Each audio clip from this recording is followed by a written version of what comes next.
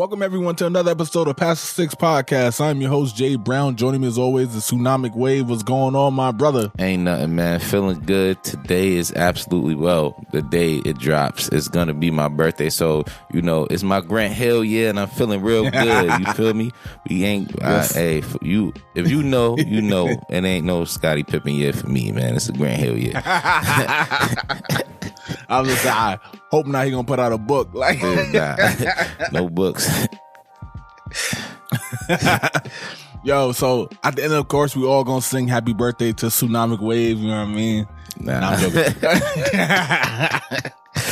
Yo, but if you guys don't know, this show's split into 5 parts. We start out with what games we're currently playing. Then from there, we're going to This Week in Gaming. Then from there, we each have a topic. Then from there, we're in with One Gotta Go or Game Versus. And then this week is Tsunamic Waves week, so he got a special birthday edition of it. So, of course, he got that all set and ready to go. Yes, sir. All right, so with that said, what games you been currently playing, bruh?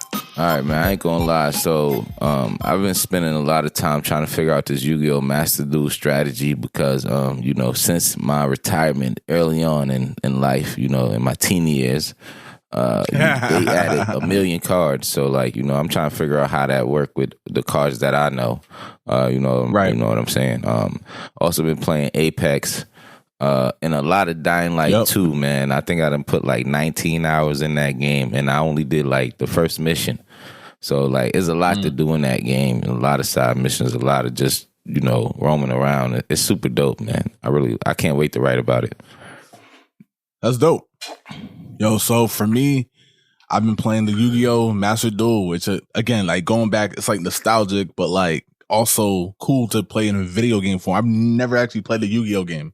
Wow, you didn't? I've always played the card game, but I've never actually played Actually, I think I may have played one for Game Boy Advance, but besides that, I've never actually on a newer 360 going forward, I've never played one. So, I mean, it's cool to play. Like you said, it's a learning curve though, because a lot of stuff I thought I could do, I can't do, with the trap cards and stuff like that. But yeah, I'm also having fun though. You know what I mean? And it doesn't hurt that it was a free game. Facts. So that's dope. Other than that, I played some of Madden just to see what they did for the Super Bowl and stuff like that. They put the game in and you can play the game, pick your side, and the presentation is dope. But now I'm sure a lot of people are already looking forward to the next Madden, which is out in August. Yeah, you know how that go. Other than that, I also played. I'm forgetting something. Halo. Super Mario Bros. 3. Super Mario Bros. 3, which we're about to talk about, and of course, as always, Halo Infinite. I've been playing that as well. I know you guys it. I mean, to be honest, I know. I'm trying to think. I'm sure there will come a week. I was actually, I didn't play Halo this week, but for now, nah. I'm always getting at least a few games. Yeah, you know what I mean? Halo is in a rotation for me too. I think that has to be in a it's been missing for so long. It has to be in your rotation for a little while. For a while, yeah. For a little bit. I don't know, bro. There's a lot of games coming out this year. That's all it's going to be tough to keep certain games in. But if there's a game that probably could stay in, it probably is Halo, just because you can at least get a game or two in, right? Yeah, facts. I didn't think Dying Light 2 was going to take my attention the way it has, man. I really put it. I'm surprised I put in so many hours in that game. Really. I feel you.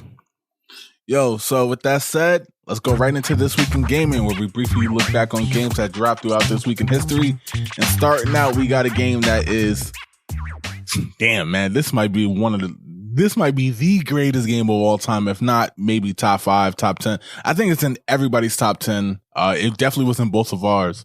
Super Mario Bros. 3, man. Yes, sir. I'm gonna let you start this one, because I know you have a deep love for this game. Yeah. What's your thoughts on Super Mario Bros. 3? Raccoon tell Mario right before it pop up. Yeah, man. I have a deep love for Mario in general, man. It's one of my favorite. Sir. My first consoles and games. I say games that I remember getting in life. The original OG Mario, but Super Mario 3 is my favorite. I just love the colors, the way it looked like a movie to me, man. When I was a kid, sir. In Super Mario Bros. Movie, even though it's super trash right now, when I was a kid, I thought it was dope. You know what I'm saying? Right. I'm just being real. That wasn't a great movie, but when I was a kid, you couldn't tell me nothing. I love that movie. Of course, yeah. And this game you could fly, all kind of stuff that they added that was new to me. You know what I'm saying? I'm pretty sure the younger generation looking like, yo, this was dope to you. Yes, this was absolutely fly. This was it. You know what I'm saying? Especially coming from just being able to spit fireballs and stomp on stuff and, outside of the star power that you have when you could, anything can't. You becoming vulnerable. I think that's the word. Yeah, but this changed the game, man. So, yeah, this is a pioneer game, man. This is dope. Of course, yeah. And if you guys don't know, this game itself is 32 years old. And I got a question, actually, because I love this game. It's on my top 10. It's on my top 10 games of all time, of course, as I'm sure is most. But I'm wondering, from your perspective, does a lot of the younger generation appreciate this, or let's say Sonic 1 or 2, which are around the same age, but it's older. Obviously, to a lot of these kids, it looks nothing like most games. Even the 2D game that comes out now, it don't look quite like that, right? Yeah, nah. I mean, I wouldn't say that they don't appreciate that. It's not that they don't appreciate it. It's just because they used to better. You know what I'm saying? When you used to something a good quality, just going back to lower quality could be difficult at times. You know what I'm saying? Right. So I don't really blame them, and I don't think it's that they don't appreciate it. I think that a lot of times parents don't go back to teach them the history. And I wouldn't blame parents for not teaching their kids the history of video games, but a lot of parents don't. You know what I'm saying? I'm sure me and you, we started our kids with the these type of games. So they do appreciate the development of the games. As far other kids, they just get the Xbox One or the Xbox Series X, and you seeing 4K style games, right? And then to ask you to come back and appreciate 2D games is kind of unfair. You know what I mean? Right.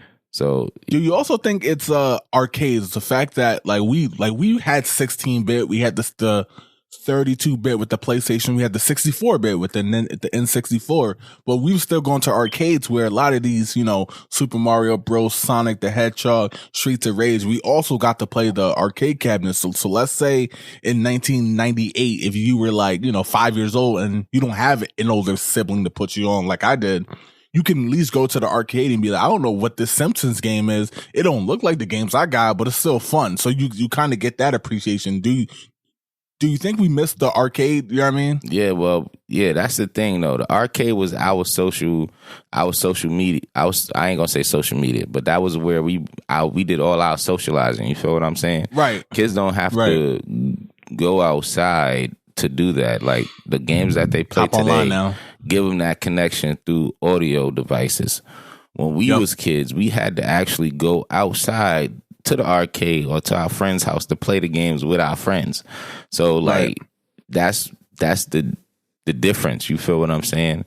So when I got you, kids, the younger generation, I say, when they're asked to play games like this, they don't really understand the social aspect of it because they can't talk to their friends when they playing. They gotta actually go and talk to their friends. You get what I'm saying? Right.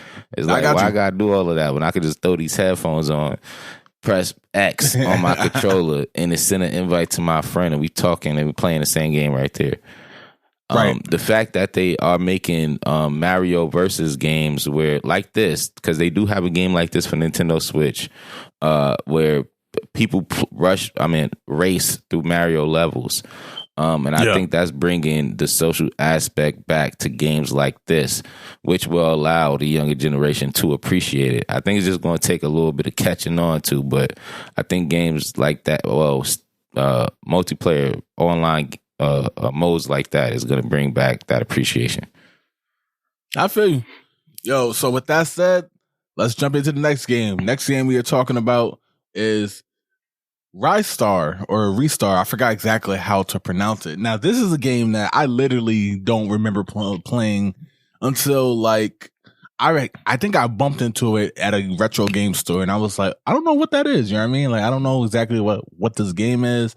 And then all of a sudden, I was like, you know what? The dude was like, yeah, it's about $10-15. I'm like, for a Sega game, that's a little high price, because a lot of games, because they mass produce the games, they're kind of cheaper now. You know what I mean? Yeah. Like, unless you like Streets of Rage 2 in the box, that's still expensive. But a lot of these games are cheaper. So I was like, you know what? I'm going to check it out. So I went, played it, brought it home, and the game is dope. But I was just like, I don't know how I missed it. It's, you could tell it's like, for kids, maybe like teens could play it too, but it's also for kids. It's a dope game, but I literally didn't hear about this game until like 2019. What's your thoughts on this game, bro? Have you heard of it? Have you played it? Yeah, I've played it, but only on the Switch. So I heard about this game like 2021. You know what I'm saying? 2022. Yeah. And when I played it, I automatically got like Rayman vibes. Like, this just remind me of Rayman so much. Yes. I ain't gonna say it wasn't that great. See, this is what I mean about being able to play something when it like first come out, because like I didn't know about this game. I played Rayman. I don't know if this came out before Rayman or after, but what I'm saying is, like, I immediately thought Rayman, not giving this game its proper due because I played something similar before. But yeah, this game is type dope. I like games like this though. It remind me of like Mario, Sonic. There's a Mickey Mouse game like this too that I used to have as a kid. I can't remember what it's called, but it was really dope. This game is pretty dope, man. Yeah, and like I've like, in doing research on it last night, I saw a lot of people were slandering this game. Both like, just regular folks who comment in the game magazines, or like actual publications themselves is calling it like a bootleg Sonic. And like, obviously he looks like Sonic with Supersonic. He just has long stretchy hands and stuff like that. The level itself looks like Sonic's Green Hill Zone. So I get it. You know what I mean? I really do get it. But at the same time, like, a lot of these games looked the same back then. It was just were they fun to play it, and this was. So I'm gonna give it its just due. This game is dope. If you guys haven't played it, check it out. If you look up a video, yes, it's going to look like Sonic. Sonic was the highest selling game on the Sega, so of course other studios are going to try to duplicate that, right? Yeah. But I'm telling you, when you play it, it's different enough. You know what I mean? It's not like you're just playing a bootleg Sonic game. It's different enough. But yo, with that said, let's jump into the next game. The next game we are talking about is a game that I'm laughing because this game, I literally said at one time this game was in like my top 20 of all time. And I know a lot of people reached out to me. It was like, ain't no way in hell. Nah, this game is super fun. Right. And that's cool. But like, for me personally, yeah, I'm just going off the amount of time I put into this game. State of Emergency, man, was dropped 20 years ago. And this is a game like I've like sneakily mentioned on this show a lot. Just because, like, at the time, I felt like Rockstar was just putting out heat after heat. You know what I mean? They just putting out all these games. And this is before San Andreas. This is before Vice City. This is before GTA 4 or 5 or whatever. This game is dope, man. I had a lot of fun with it, with this game. I feel like this game is a little bit underrated just because nobody plays it. I actually hope they either bring it back or put this one into, like, the, Game Pass or PlayStation Now or whatever, because I feel like, or even on the Switch, I feel like this game will play very good on the Switch, and I feel like a lot of people could, just have fun with it. So with that said, yo, what's your thoughts on State of Emergency? I think this game deserved to be remastered, man. Okay, I think well, it could be remastered, or Rockstar could come out with something similar, man. I don't think I think there's still a market for the run around, kill a whole bunch of zombie type games, man. Right. Wait, this wasn't, what was this, zombies? I forget. Gang members. Yeah, I forget. All I know is you running around picking up weapons and absolutely smashing anything in your way. I forget if it was zombies or not, though, because it's been a long time since I actually played this game, but this game is super dope. Like I said, I think it deserves a remake. Rockstar don't miss, man. A remaster. No, they don't. They probably could make a sequel also and still do really well with it. They don't miss though, man, because this game was dope. I had mad fun with this game. The crazy part about it is, if I sat down and played it right now, I probably would play it for hours. and hours. Yes. I should see if this is on I'm an glad you said emulator that, somewhere. Yo, I'm telling you what it is. Like the premise of the game, if you guys don't know, is basically think Streets of Rage, the side scrolling and beat 'em up just in a 3D world, and the setting majority of the time is like a mall, right? And you're supposed to go and fight gang members, and of course that brings cops and stuff like that. You got to beat them down too. But it's funny though, because it's Rockstar, the bad boy image they got. And as chaos is breaking out in the mall, people are starting to loot the stores. So you see people like sprinting around with TVs and stuff like that. That's real life stuff. Don't he kind of look like the Grand Theft Auto character though?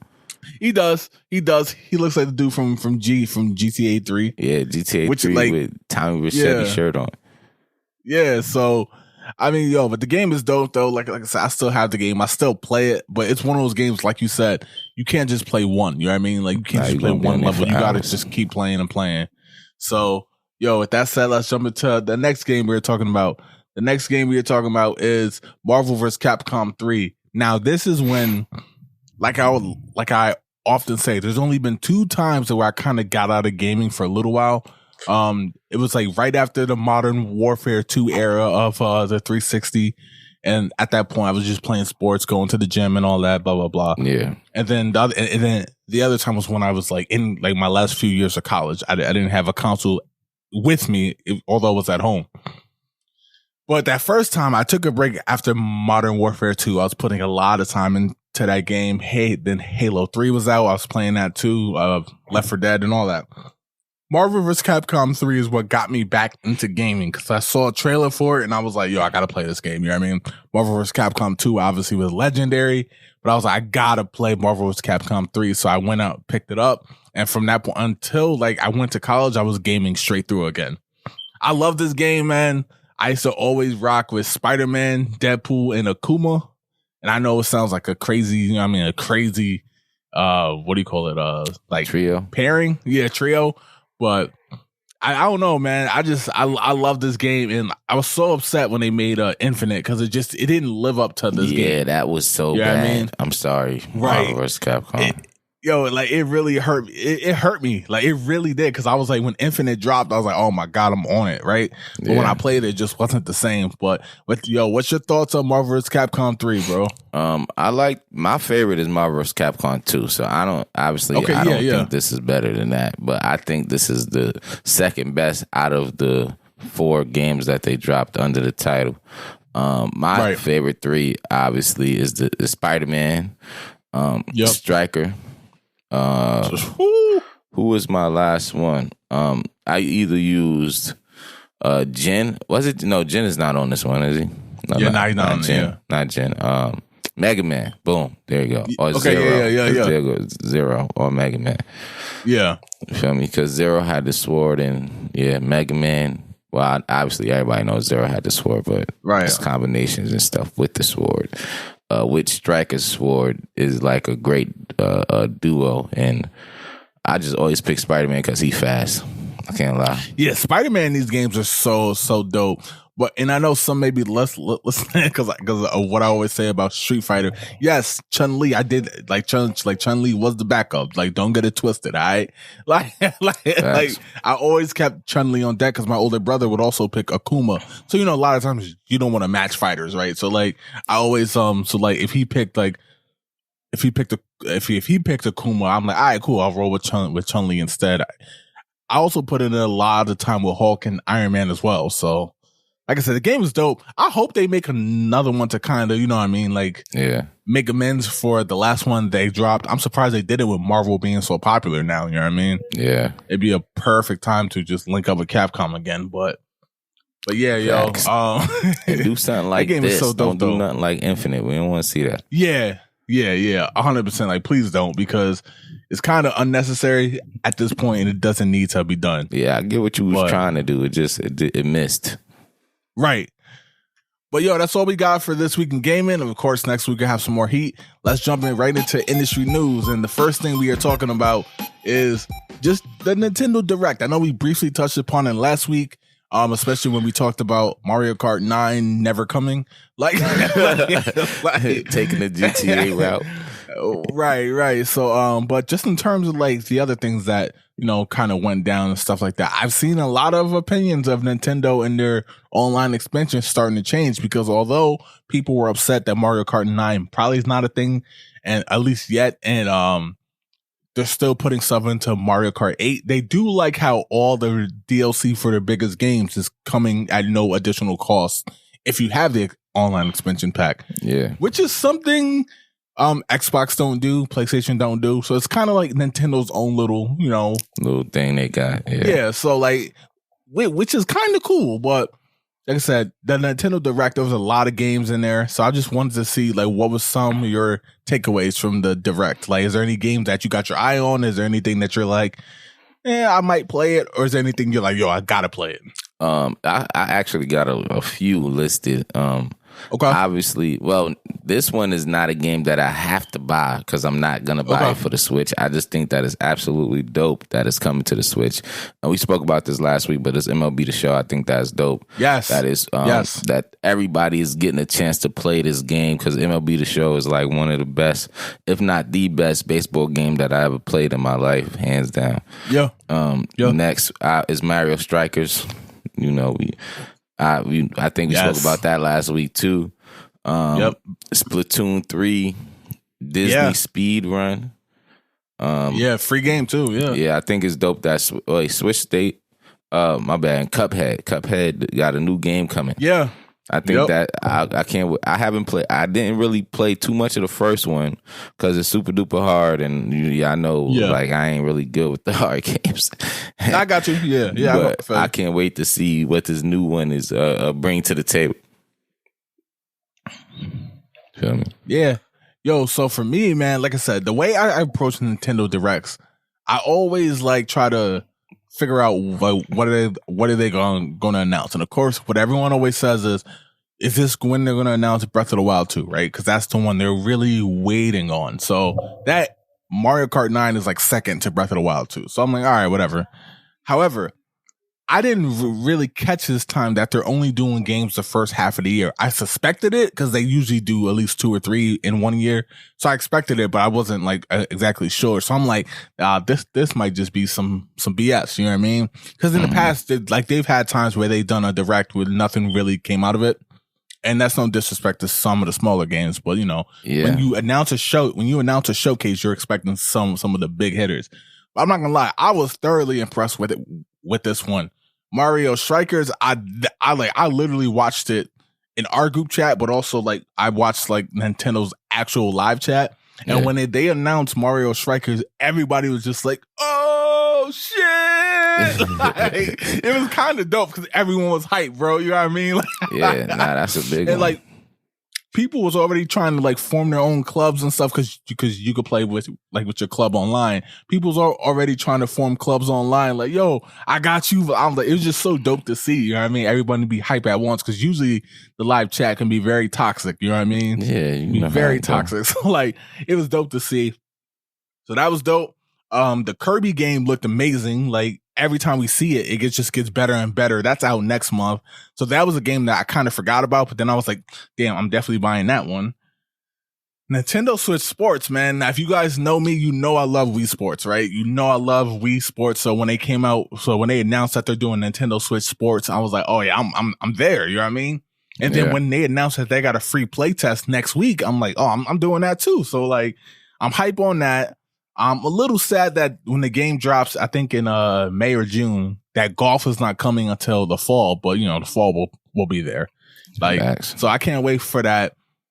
After talking with my wife, the new DLC for Mario Kart 8 is dope too. Like, cause she was like, yo, we gonna play it. And I was like, well, you're right, but like, I'm still upset that Mario Kart 9. And she was like, well, 48 new courses might feel new, even though like the courses themselves aren't new actual courses, but like being able to play them, I mean, it could be dope. And I was like, you know what, you're right.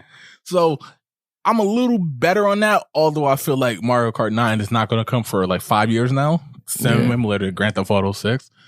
And the last thing that got me like really, really, really hype was, oh my God, I'm just hype. I can't even think right now. You mentioned it. So we went through Strikers, Nintendo Switch Sports. Disney Speedrun? Yes, the Dizzy speedrun. Only because the one is cross-platform as well. It's a free play. So like I just think it's dope because I feel like games like that, whether it's that or the Nicktoons Racer, I feel like those games should be free to play now because Mario Kart, that's never going to be free to play. We're always going to pay for that. Nothing. But a lot of these games, free. Right? But a lot of these games that are like underneath that, I feel like it'd be free to play because people will play them, and it's cross-platform, so I can't wait. I don't know when I'm gonna play it on. Hey, let's not say Dizzy Speedrun is underneath Mario yet without giving them a chance. Nah, I feel you. I just felt like something crazy. You never. I mean, obviously we saw, but you never know. They could be better than what they showed us. I agree. I'm just saying, like in terms of, like racing games like that, you're gonna think Mario Kart, right? Yeah, facts. But and as regards to MLB The Show, now I'm gonna play it on Xbox just because of Game Pass and all that. But I do think it's dope how it's cross-platform. So if you're on the Switch, you can play with your friends who are on Xbox or PlayStation. But also, you could play Road to Show on the Switch, and your progression carries right over to Xbox. Now that might be something that if I could find it, like if I could find a good deal or something, I might pick it up because if you think about it, I could play Road to the Show when I'm home on Xbox and continue it when I'm like outside if I'm on the Switch. You know what I mean? Yeah, that's really, really dope. But yeah, so I thought the Direct was dope. I can't wait to the second half one because we always know Nintendo dropped their biggest games in the second half of the year. So I can't wait to see exactly what comes out of that. But but that's it. Let's jump into the next piece of news. The next piece of news we're talking about is Activision. Xbox, now owns Activision, of course, the historic deal and everything. But they came out with a statement saying that Activision Games, including Call of Duty, they plan to keep it cross-platform, indefinitely, even beyond the agreement that Sony had with Activision, which we talked about probably about 3 weeks ago now. But so they came out saying like, don't worry, Call of Duty, we plan to keep that on PlayStation forever, as well as Nintendo possibly getting Call of Duty and of course Crash Bandicoot and all that, which I think is dope. And it kind of although I see a lot of people shocked online, it kind of goes back to what we've always said. Xbox don't care about exclusivity. You know what I mean? Yeah. They may have their own reasons for keeping a Starfield on or whatever. And I'm even hearing that Starfield might even be a timed one. However, it doesn't matter. Like, I think they care more about the fact that if it sells on PlayStation, they're getting paid for it, right? Yeah. So, I mean, I think it's dope because, again, like, although it was hilarious reading some of the PlayStation fans' responses.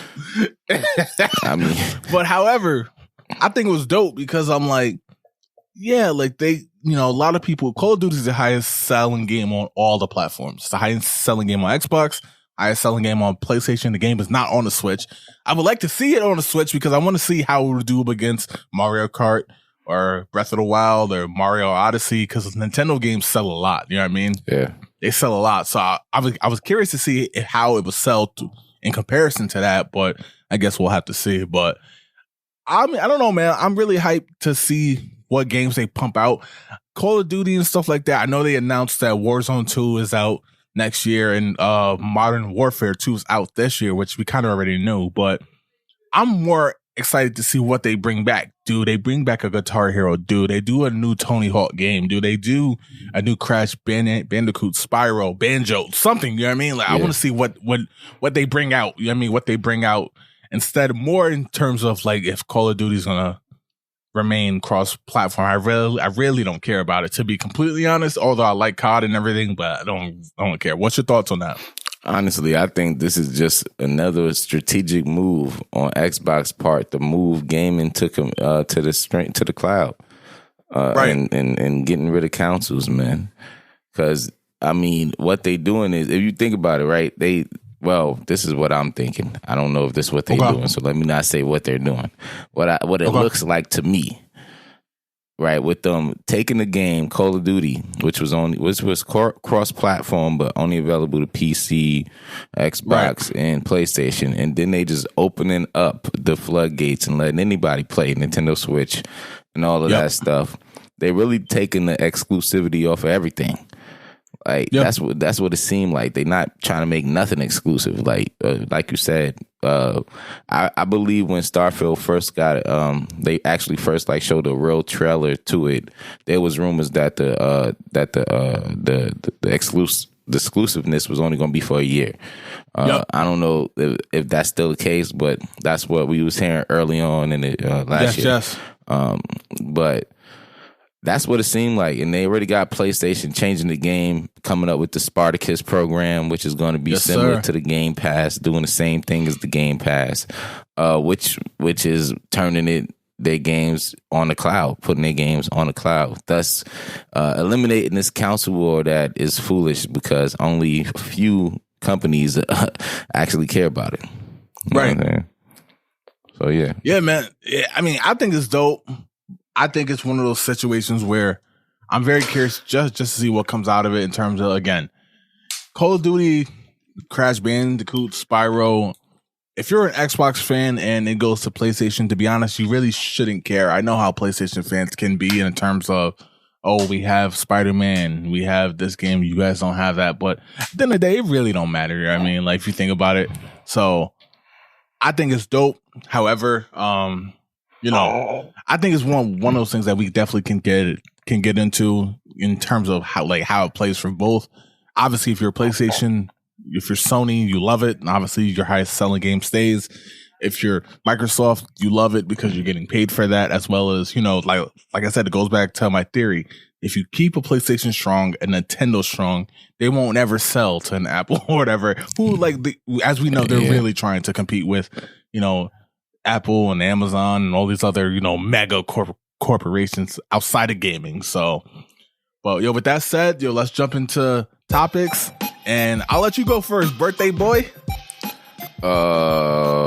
Topics. So for topics, we are doing Black History Month. Yes, sir. Black History Month special, and we are talking about black people in gaming. And for me, I picked Ed Smith. All right, okay. And Ed Smith was a part of the APF electronics team that designed the early cartridge-based video game, the MP1000. After leaving behind a brief stint in developing traffic signals, sorry, I'm trying to read. I'm trying to read this because I want to get it right. Signals at Marble Light in New York. Smith joined APF Electronics and developed the MP1000. 2 years later, his team developed the personal computer, the Imagination Machine, which acted as a plug-in expansion module. All right, this became the first combined home video game console and personal computer together, which is really dope. He is now retired. Smith has put all his experience as one of the few black gaming innovators of his time with an autobiography. So if you want to get that, go get it. It's entitled Imagine That. So go get Ed Smith book. Go read about Ed Smith. And yeah, I think that's something dope because I didn't know that. I got you. Yeah, man. So for mine, I'm actually going to do Jerry Lawson. Now, some of you may have heard it because I know this is more, maybe more talked about, especially like back in like the mid 2000s. A lot of people gave him his just due, but basically he oversaw the creation of the Channel F. The Channel F came out before the Atari, and it is credited as being the very first video game, console where you can change cartridges. You know what I mean? So before that, you had things where each individual thing you buy is one game, right? And you would just have to plug it in, play it, and then if you want to get a new one, you have to get a whole new thing. But the Channel F was the first with interchangeable cartridges, which obviously, developed into interchangeable discs, and now interchangeable downloads. Like we could just download games off the cloud or Game Pass and stuff like that. But it all goes back to Jerry Lawson, and unfortunately passed away at the age of 70 in 2011. No. But I'm telling you, man, talking about changing the landscape of gaming, it starts there because everything we've done, whether you play the Atari, Nintendo, Sega, Xbox, PlayStation, it all starts there, right? The idea for it, get one little like home box, as they say, and just change the media you put into the box. And now that box is the key. You know what I mean? The games you have to go out, get games. You don't always have to buy new hardware. he basically changed it from a hardware market to a software market. You know what I mean? The games themselves are the software. How we play that is the hardware, right? Yeah. So shout out to Jerry Lawson, man. I always thought that was dope. Video games. Yeah. I always thought it was dope. So of course we're going to continue this throughout the rest of the month. But we just wanted to do that. So with that said, let's jump right into One Gotta Go Game Versus. Take it away, bro. We doing a little ranking thing. So I know it's a B-Day celebration, but this ain't about me. It's Black History Month. So I'm using my go or my day to celebrate some badass black characters in video game history. So what we're going to do is rank them top to bottom, because we ain't eliminating none of them. All right. right. I'm just gonna name them in order. You do your thing from there. All right. First is gonna be Barrett Wallace from Final Fantasy VII. If you don't know who Barrett is or Final Fantasy VII, he the big black strong dude with the machine gun for an arm. Yes, sir. CJ Johnson, GTA San Andreas. Everybody knows CJ. Yep. Lincoln Clay from Mafia 3. Everybody, if you play the Mafia trilogy, you know Lincoln Clay. And Franklin Clinton from Grand Theft Auto Forever. 5. Because, this game been going forever. GTA 5. So GTA Infinity. They was the first Infinite game. GTA Infinite. All right, so at number 4, I'm gonna put Franklin, only because I'm mad at Grand Theft Auto. No, I'm joking. I'm actually gonna put Franklin at 4 just because, I get why the game was kind of split into 3 characters, and I do think it was kind of dope, to be honest, because it was something they really didn't do yet. But I don't know. I just felt like, probably because I spent less time with him, and I know Wallace from Final Fantasy, but I don't know. So I'm gonna put him at 4. Number 3, I'm gonna put Clay, just because I love the Mafia games, but I don't know, and it kind of goes hand in hand with number 2. Number 2, I'm gonna put Wallace, just because I never thought I would see him. It's gonna sound crazy, but just seeing him in Final Fantasy, I thought was really dope. You know what I mean? Yeah. Just the contrast of how he looked in that game. I don't know. It's just one of those things when you see it, you're like, yo, that's dope. You know what I mean? Yeah, facts. Yeah, it's crazy because I literally remember seeing it. I was like, yo, that's so dope. Although there's plenty of games with black people in it, but just seeing it in Final Fantasy, I don't know. It's just I will never forget it. You know what I mean? Yeah, facts. And number 1, I gotta go with my dude CJ from San Andreas. All right. And yo, just because, man, like I said, I don't know, that. I have such we talked about why we love that game, because if you grew up a certain way, you kind of you know what it is. You know what I mean? Yeah. It's representation. But CJ was just, to me, he's a legendary game figure. So, all right. So, my number 4 is gonna be the same, Franklin. The reason why mine is Franklin though is because he didn't really, for me, out of all 3 characters, he the only one who character development only happened because of another character out of the 3. Feel me? Right. He only became him who he was because of Mike. If it wasn't for Michael, Franklin wouldn't have been nothing but a thief still. You know what I'm saying? Right. Michael kind of made him into a top tier criminal. For number 3, I'm gonna go.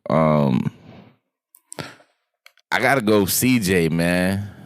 I know his representation. San Andreas is one of my favorite GTAs. Of course, yeah. But as far as this list, I just feel like, he just a stereotypical dude from the hood trying to get it. We all is, you know what I'm saying, in the hood. So, representation matters, but as far as badassness, he got to be number 3. Number 2 is Lincoln Clay.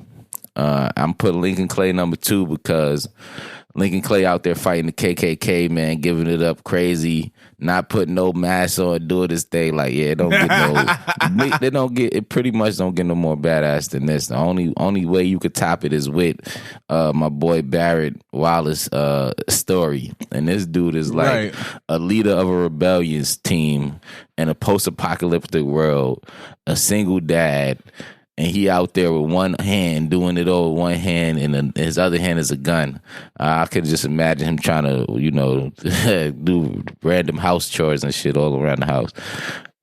But yeah, I think that is probably one of the most badass roles in gaming history as far as black protagonists go, because it showed him in a good light as a father. It showed him in a good light as a leader of his team, a good light as a leader of his community. And he did all of that while fighting government bull crap, like we all trying to do. Well, not all of us, but a lot of us are trying to do.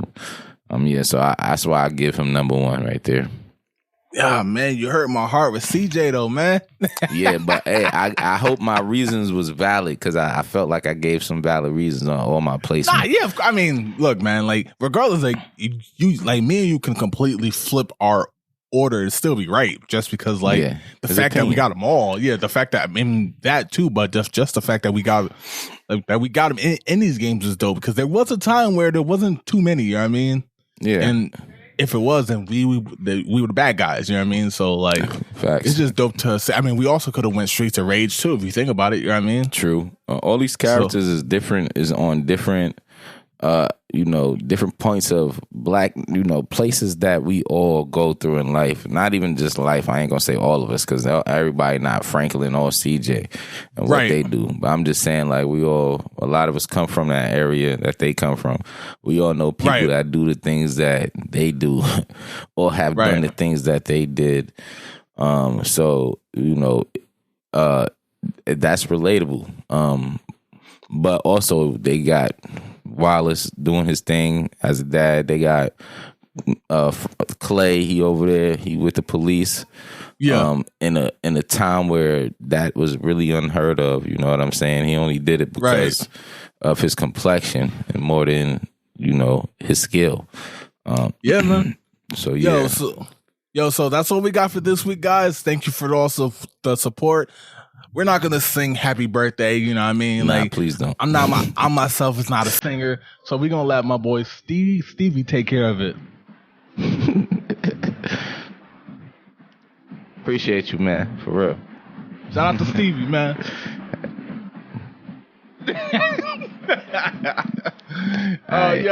Shout out to Stevie Wonder, man. Thank you for all the support, of course, man. We appreciate it. We love chopping it up with you guys as always.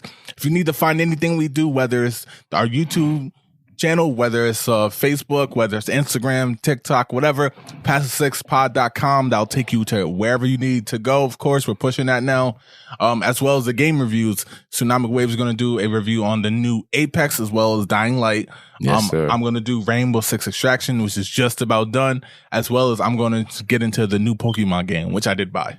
So, with that said, Icarus, yes. Yeah, I got it now. Yep. So with that said, I'm Jay Brown, Tsunamic Wave, the birthday boy. Take it away. Hey, man, first of all, thank you for that, Jay. I hope we don't get copyrighted for Stevie Wonder. We'll chop it up. It's all love either way, man. Thank you, everybody, for the support. Like Jay said, we got a lot of new blogs coming up. I hope you guys enjoy what you read, because we really putting in the time to actually give you these in-depth looks and opinions, because that's really what it is. And I hope you appreciate that. That is what it is. So we try to give the most non-biased opinions as possible with a little, truth, as truthful as we can be with our feelings.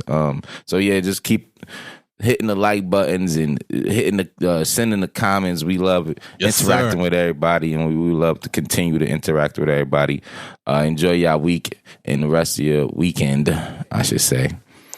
Peace and love. We out. Peace. Happy birthday. Peace.